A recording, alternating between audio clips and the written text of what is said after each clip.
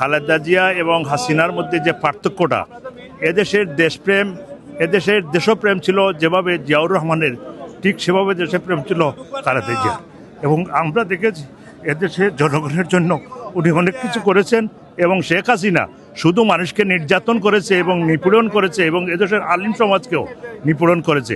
আমাদের খালেদা জিয়া এদেশের আলিম সমাজকে ভালোবেসে এবং ইসলামকে ভালোবেসে ওনাদেরকে রাজনীতি করতে দিয়েছেন, ওনাদেরকে অনেক অগ্রসর করে দিয়েছেন। এবং বিগত দিনে এই যে ফখরুদ্দিনের আমলে আমাদের তারেক রহমানকে অনেক জুলুম করেছে এবং কুকুকে জুলুম করে সে মারা গেছে।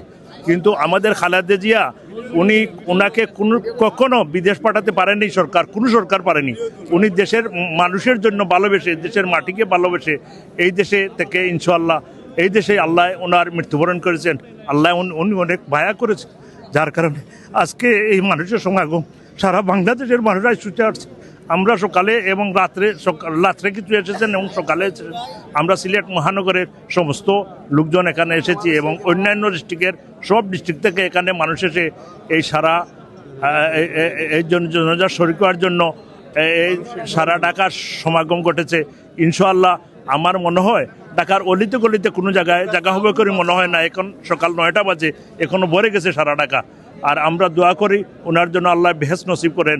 আমাদের যে কিছু যে আপসীন যে নেতৃত্ব দিয়ে গেছে, এটা যেন সারা দেশের মানুষ এই আপসীনতার ভিতরে আমরা থাকতে পারি